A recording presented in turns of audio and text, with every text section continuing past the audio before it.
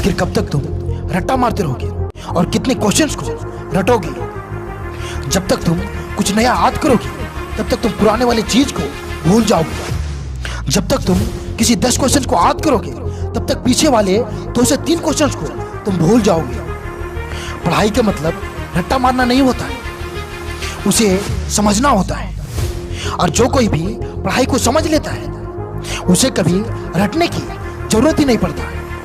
उसके दिमाग में बिना रटे ही सब कुछ छप जाता है। इसलिए सबसे पहले रट्टा मारना बंद करो, वरना तुम कभी भी पढ़ाई को समझ नहीं पाओगे। और पढ़ाई को समझने का बस एक ही तरीका है, पढ़ाई पर अपना फोकस बनाओ। जिस टॉपिक को पढ़ रहे हो उसे समझने की पूरी कोशिश करो। फॉर एग्जाम्पल, अगर आप गुरुत्वाकर्षण को पढ़ रहे हो तो यह गुरुत्वाकर्षण क्या है उसे समझने की कोशिश करो।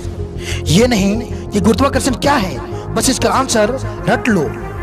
नहीं, तुम जिस टॉपिक को पढ़ रहे हो उसमें ये देखो कि तुम आखिर पढ़ क्या रही हो, आखिर वो है क्या।